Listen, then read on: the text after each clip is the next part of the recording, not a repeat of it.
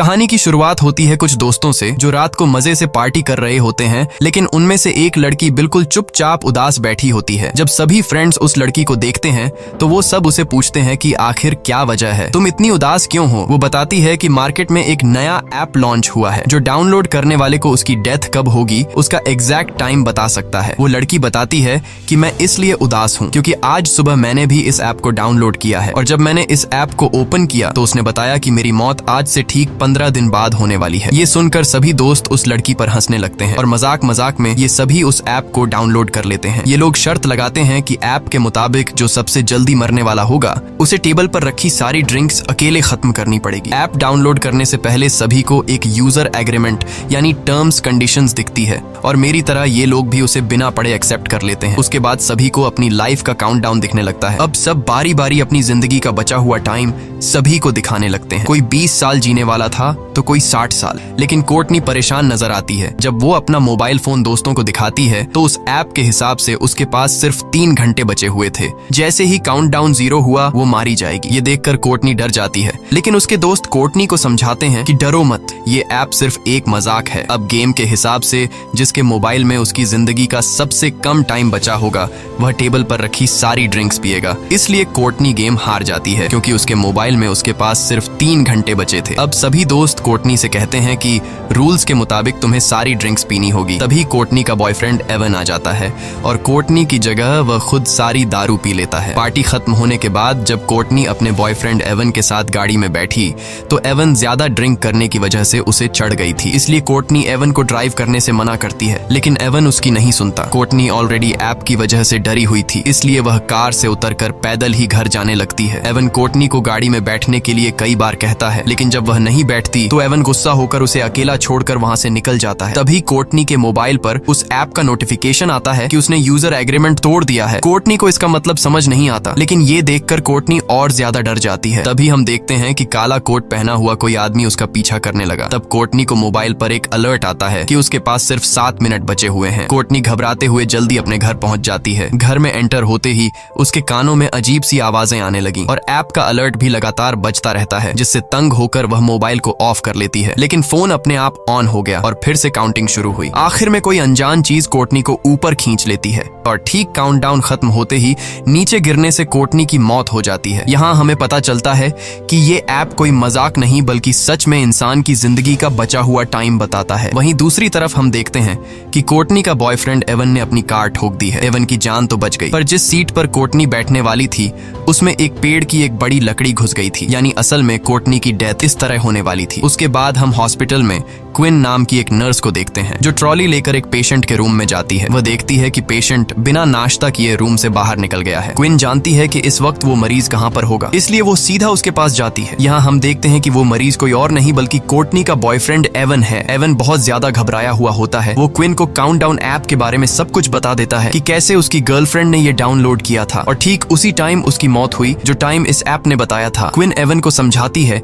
कि ये बस एक इत्तेफाक होगा। भला कोई ऐप किस तरह से किसी इंसान को उसके मरने का टाइम बता सकता है। वो उसे रिलैक्स करके सर्जरी के लिए तैयार करने की कोशिश करती है, लेकिन एवन सर्जरी के लिए किसी भी कीमत पर तैयार नहीं होता क्योंकि अब उसने भी काउंटडाउन ऐप डाउनलोड कर ली थी। ऐप के हिसाब से एवन के पास जिंदा रहने के लिए सिर्फ 19 घंटे बाकी थे और ठीक 19 घंटे बाद एवन की एक सर्जरी होने वाली है और वो समझ जाता है कि सर्जरी के दौरान वो मारा जाएगा। लेकिन क्विन एवन को हिम्मत देती है कि ऐसा कुछ नहीं होगा। कुछ टाइम बाद क्विन हॉस्पिटल की हेड नर्स से मिली। वो उसे अपने साथ ले जाती है, जहाँ एक डॉक्टर और स्टाफ के लोग केक के साथ क्विन को सरप्राइज देते हैं क्योंकि वो नर्सेस के टेस्ट में पास हो गई होती है। अब जब सब बैठकर केक खा रहे होते हैं तो क्विन सबको एवन के काउंटडाउन ऐप के बारे में बताती है। यहाँ कुछ और लोग भी बताते हैं कि हम भी इस ऐप के बारे में सुन चुके हैं। मजाक में ये लोग भी अपनी लाइफ का बचा हुआ टाइम देखने के लिए इस ऐप को डाउनलोड कर लेते हैं, जिसमें डॉक्टर सलीवन नाम का एक डॉक्टर भी शामिल होता है जो यहाँ का सबसे हेड डॉक्टर है। डॉक्टर मोबाइल में अपनी जिंदगी का बचा हुआ टाइम देखकर बहुत खुश होता है क्योंकि वह 90 साल तक जीने वाला था और बाकियों के पास भी ऐप काफी लंबा टाइम बताता है। तभी एक आदमी एक औरत को लेकर आता है जो ओवरडोज की वजह से बेहोश हो गई थी। उसकी धड़कनें और सांस रुक गई थी, लेकिन ये लोग उसे एक इंजेक्शन देकर बचा लेते हैं। पूरा दिन काम करने के बाद शाम को जब क्विन घर लौटती है तब उसे काउंटडाउन ऐप को डाउनलोड करने का नोटिफिकेशन आता है। वो इस ऐप को ज्यादा सीरियस न लेते हुए उसे डाउनलोड कर लेती है और बिना सोचे समझे इस ऐप के सभी टर्म्स कंडीशंस एक्सेप्ट कर लेती है। और तभी उसे पता चलता है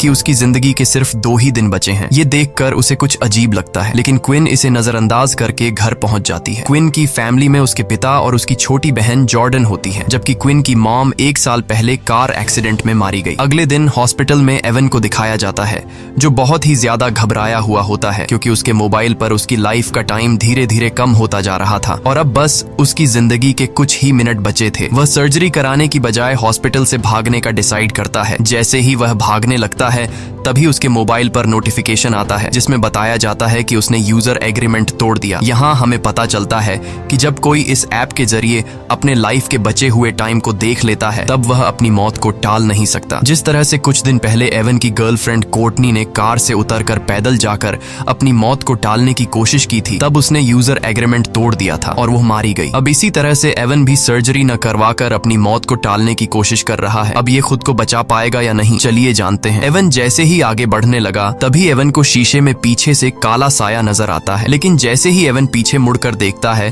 तो वहाँ पर कोई भी नहीं होता। तभी अचानक सामने का शीशा टूट गया। ये देखकर डर के मारे एवन भागकर सीढ़ियों के पास जाने लगा। वहाँ पहुँचते ही अचानक बिजली चली जाती है। तभी उसे किसी के कदमों की आवाज सुनाई देती है। जब वो अपने मोबाइल फोन का टॉर्च ऑन करता है तो सामने उसे अपनी गर्लफ्रेंड कोर्टनी नजर आती है, लेकिन उसकी गर्लफ्रेंड एक डीमन बन चुकी थी। वह उससे भागने लगता है, लेकिन जल्दबाजी में उसका मोबाइल नीचे सीढ़ियों पर गिर जाता है और कुछ देर बाद वो भूत एवन को भी मारकर सीढ़ियों से नीचे फेंक देता है। क्विन जब हॉस्पिटल आती है तो उसे पता चलता है कि एवन सीढ़ियों से गिरकर मर गया। ये सुनकर उसे एवन की बातें याद आने लगती हैं, जब वो पिछले दिन बार बार क्विन से कह रहा था कि इस ऐप के हिसाब से वो 19 घंटे बाद मारा जाएगा। इसलिए अब क्विन को भी शक होने लगता है कि क्या सच में इस ऐप ने तो एवन को नहीं मारा। अपने शक को यकीन में बदलने के लिए अब वो सीधा उस जगह पर पहुंचती है जहां पर एवन की बॉडी को रखा गया था। वो एवन का फोन उठाती है और उसे चेक करने की कोशिश करती है, लेकिन इस फोन पर एवन का फेस लॉक लगा हुआ था, जिसके लिए वो एवन की बॉडी से कपड़ा हटाती है और उसके मोबाइल फोन को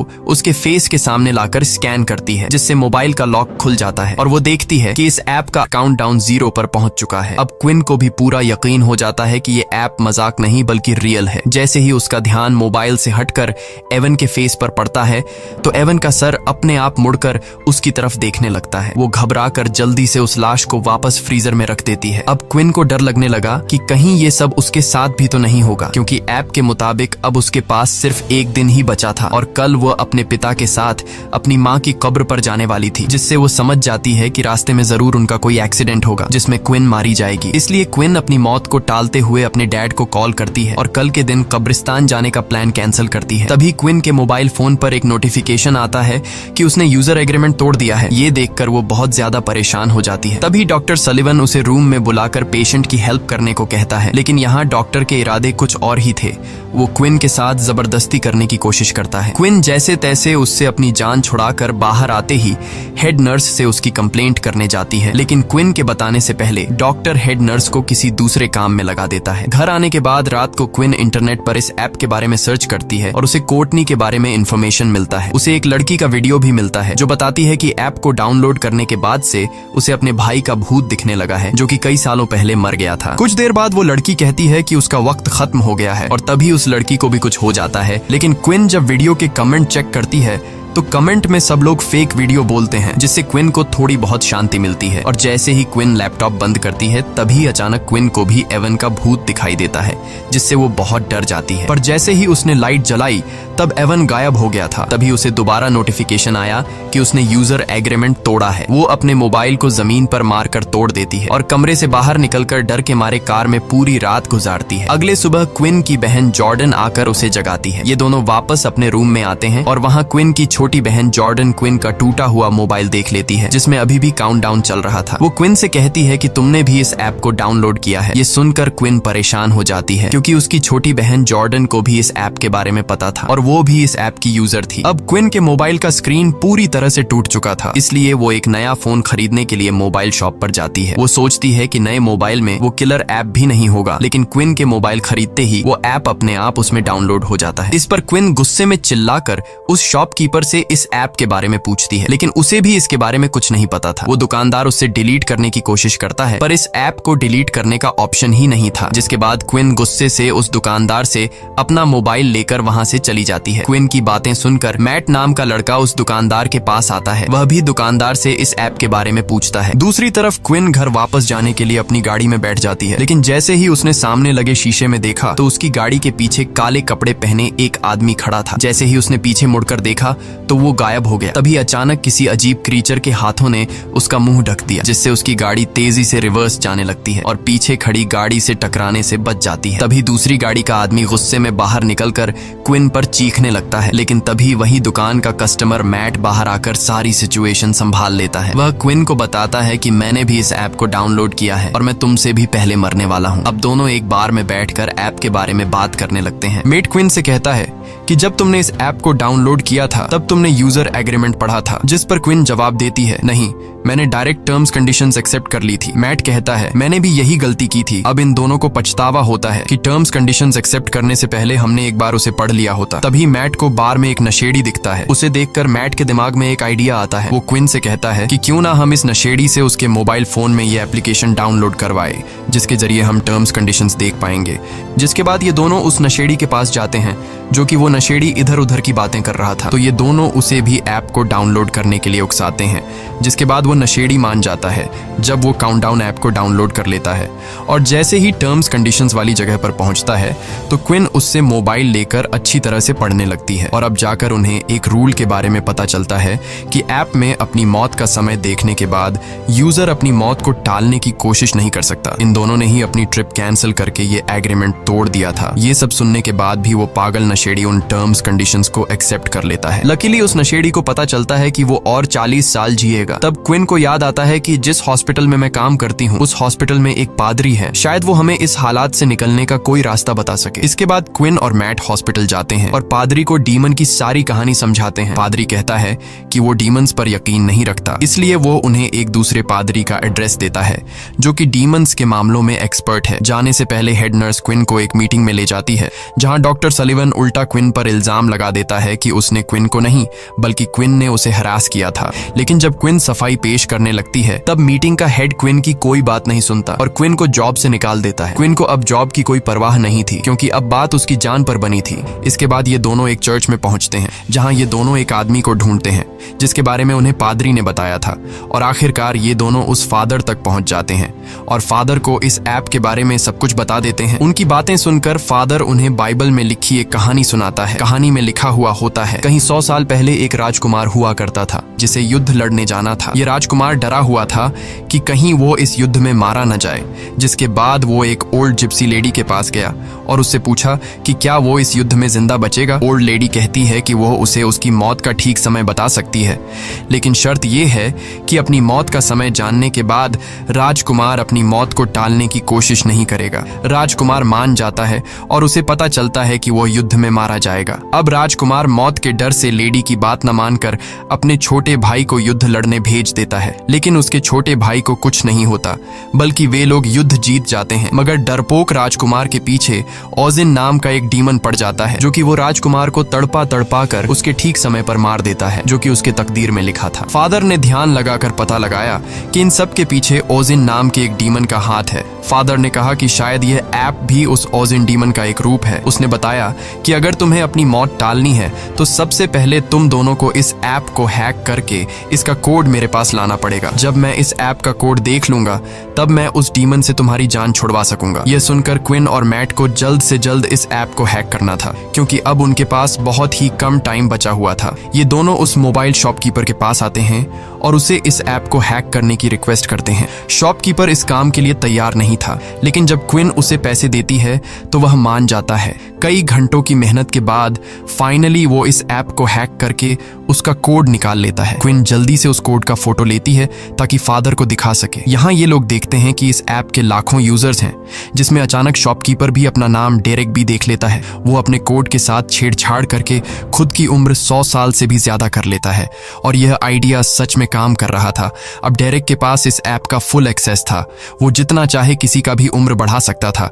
शॉपकीपर क्विन और मैट की रिक्वेस्ट पर इन दोनों का भी उम्र बढ़ा देता है। तभी क्विन को डेटाबेस में अपनी सिस्टर जॉर्डन का नाम दिखता है और उसकी मौत तो क्विन से भी 3 मिनट पहले होने वाली थी, यानी कि उस एक्सीडेंट में क्विन और जॉर्डन दोनों ही मरने वाली थी। खैर, क्विन जॉर्डन की भी उम्र बढ़ा लेती है। अब क्विन और मैट बहुत खुश हो जाते हैं क्योंकि अब उन्हें मौत का डर नहीं था, लेकिन ये खुशी कुछ ही देर की मेहमान थी। इसके बाद क्विन और मैट एक साथ क्विन के घर पहुंचे और सेफ्टी के लिए एक ही रूम में रात गुजारने का फैसला किया, क्योंकि अब भी उनके दिलों में डीमन का डर मौजूद था। रात के वक्त जब वो सोने वाले थे तब क्विन मैट से पूछती है कि उसने ये ऐप क्यों डाउनलोड की थी। मैट बताता है कि कुछ साल पहले उसका एक छोटा भाई था जो एक बहुत ही डिसेंट लड़का था। वो हमेशा बीमार रहता था और बीमारी के चलते एक दिन उसकी मौत हो गई और तब से मैट को मौत से डर लगने लगा। जब उसे इस ऐप के बारे में पता चला तो वो जानना चाहता था कि वो खुद कब तक जिंदा रहने वाला है, इसलिए मैंने यह डाउनलोड की। इसके बाद क्विन मैट को अपनी स्टोरी सुनाती है कि एक रात वो अपनी मॉम को बिना बताए एक पार्टी में चली गई थी। जब उसकी माँ उसे ढूंढने के लिए घर से बाहर निकली तो रास्ते में उसका कार एक्सीडेंट हुआ जिससे उसकी मौत हो गई। एक दूसरे को खुद की स्टोरी सुनाने के बाद ये दोनों सो जाते हैं। तब आधी रात में डीमन फिर से क्विन को डराने आ जाता है। क्विन के कानों में एक अजीब आवाज गूंजती है जिससे उसकी आंख खुल जाती है। उसने देखा कि मैट का हाथ उसके पेट पर है। वो मैट का हाथ हिलाकर उसे जगाने की कोशिश करती है, लेकिन तभी असली मैट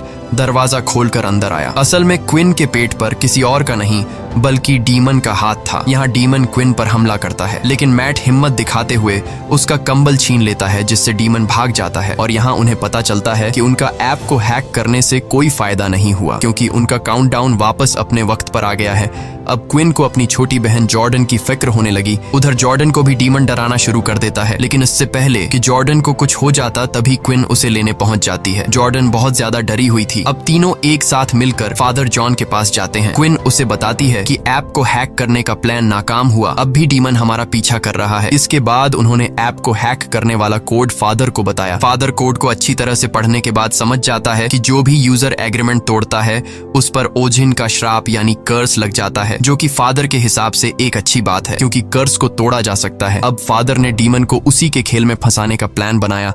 वो बताता है कि अगर तुम लोग डीमन को झूठा साबित कर दो तो ये कर्स टूट जाएगा, यानी कि अगर कोई एक इंसान भी ऐप के बताए हुए टाइम से थोड़ा पहले या 2-4 सेकंड बाद में भी मरता है तो डीमन झूठा साबित हो जाएगा और इस तरह से कर्स टूट जाएगा। इसके बाद ये चारों बेसमेंट में पहुंच जाते हैं और वहां एक तंत्र मंत्र वाला सर्कल बनाते हैं। अब मैट के पास कुछ ही मिनट बचे थे और लाइट ब्लिंक होने लगता है। इसका मतलब था कि डीमन मैट को लेने आ गया है। फादर इन तीनों को जल्दी से सर्कल के अंदर खड़ा रहने को कहता है और बताता है कि जब तक हम लोग इस घेरे के अंदर हैं तब तक कोई भी शैतानी ताकत या डीमन उन्हें छू नहीं सकता है, लेकिन गलती से भी इस दायरे से बाहर निकलने की कोशिश मत करना, नहीं तो मारे जाओगे। कुछ देर बाद डीमन उनके सामने आ जाता है, लेकिन वो सर्कल के अंदर नहीं आ पाता। तभी अचानक मैट को उसका मरा हुआ भाई दिखता है, लेकिन ये असल में मैट का भाई नहीं बल्कि डीमन ने मैट के भाई का रूप लेकर मैट को बाहर निकालने के लिए धोखा दे रहा था, जिसे देखकर मैट इमोशनल होकर जैसे ही सर्कल से बाहर कदम रखता है तब डीमन मैट के पैर को पकड़कर उसे खींच कर ले जाता है। यह देखकर क्विन भी उसके पीछे भागती है। जब उसने बाहर आकर देखा तो मैट तो एकदम सही सलामत रोड पर खड़ा हुआ था, लेकिन तभी एक तेज रफ्तार गाड़ी ने आकर मैट को टक्कर मारकर कुचल दिया और मैट की मौत के साथ उसके मोबाइल का काउंटडाउन भी 0 हो गया। मैट की मौत को अपनी आंखों से देखकर क्विन को बहुत बुरा लगता है और अब अगला नंबर जॉर्डन का था, लेकिन क्विन देखती है कि बाहर निकलते टाइम जॉर्डन बुरी तरह से जख्मी हो गई है, इसलिए वो उसका इलाज करने के लिए जॉर्डन को अपने ही हॉस्पिटल ले आती है। इसी दौरान क्विन के साथ काम करने वाली एक नर्स ने क्विन को बताया कि तुम्हारी बात बिल्कुल ठीक थी, डॉक्टर सलिवन मेरे साथ भी फ्लर्ट करने की कोशिश कर रहा है।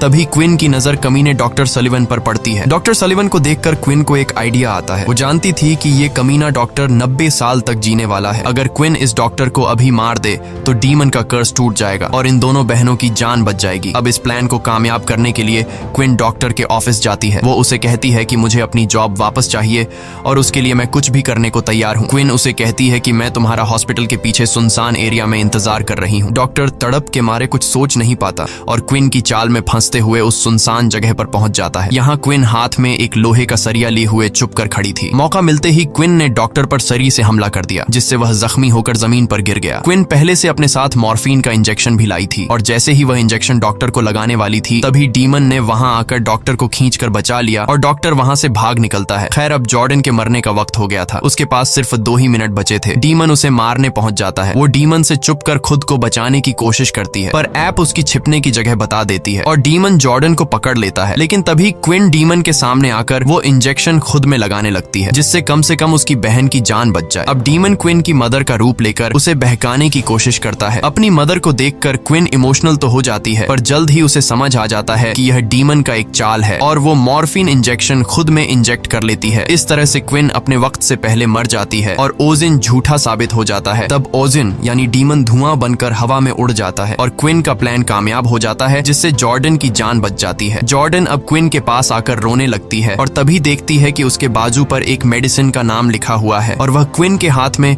उसी मेडिसिन की शीशी भी देखती है, जिससे जॉर्डन जल्दी से इंजेक्शन में भरकर क्विन के हाथ में लगा देती है, जिससे मॉर्फिन का असर खत्म हो जाता है और क्विन वापस से जिंदा हो जाती है। खैर अब सब लोगों का काउंटडाउन वहीं पर रुक जाता है। क्विन को उसकी जॉब वापस मिल जाती है और वह कमीने डॉक्टर को उसके किए के लिए जेल हो जाती है। कुछ दिन बाद क्विन अपनी फैमिली के साथ अपनी मदर की कब्र को विजिट करने जाती है। जब ये लोग घर को वापस लौटने लगते हैं तब क्विन के मोबाइल पर एक नोटिफिकेशन आता है और वह देखती है कि उसके मोबाइल में काउंटडाउन नाम का एक नया ऐप डाउनलोड हो गया है। इसी के साथ ये कहानी खत्म हो जाती है। अगर आपको ये वीडियो अच्छी लगी हो तो हमारे चैनल को सब्सक्राइब और वीडियो को लाइक जरूर कीजिएगा।